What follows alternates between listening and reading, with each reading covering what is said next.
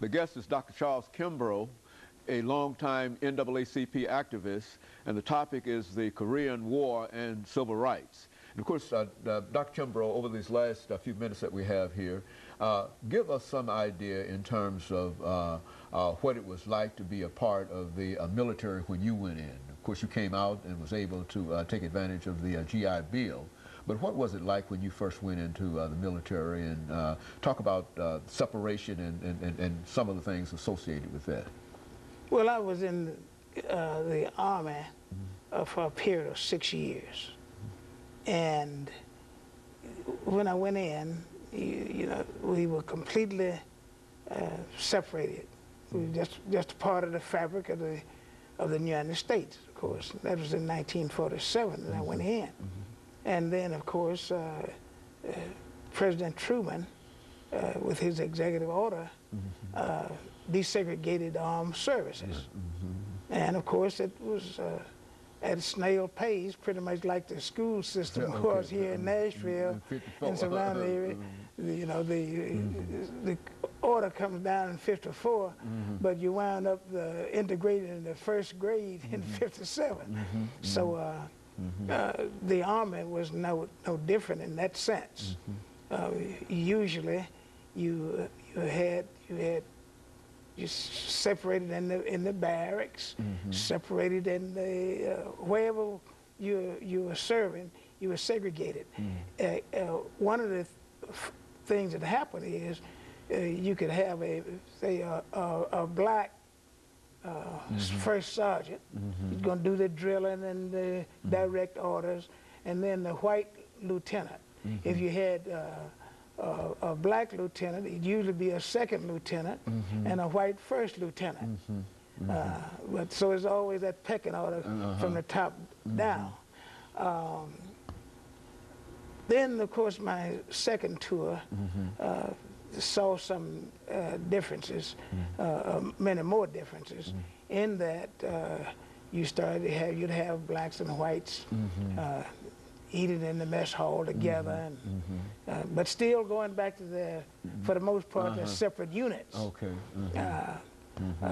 course, eventually, I saw greater aspects of desegregation in that I was at Fort Benning, Georgia at one point in time.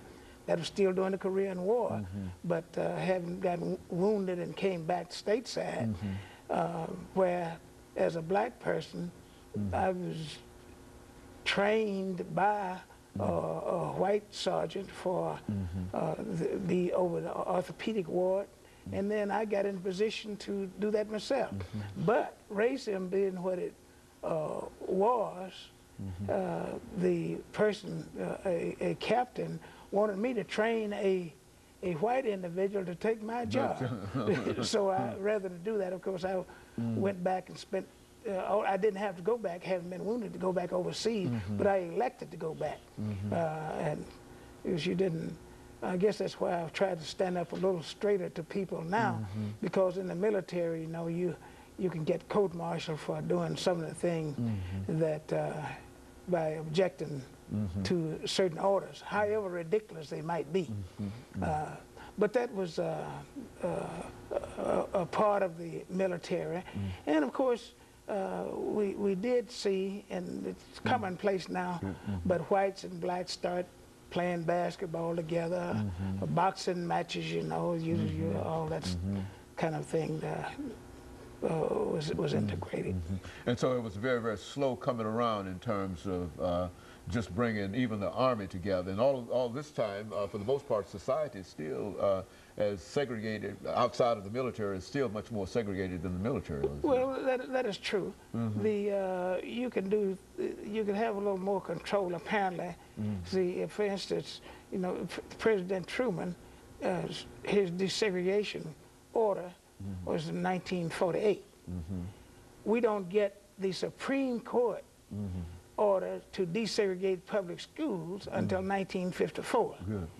And then they said, with all deliberate speed, which meant it gave that grade a year, so to speak, as well as certain years of just outright resistance.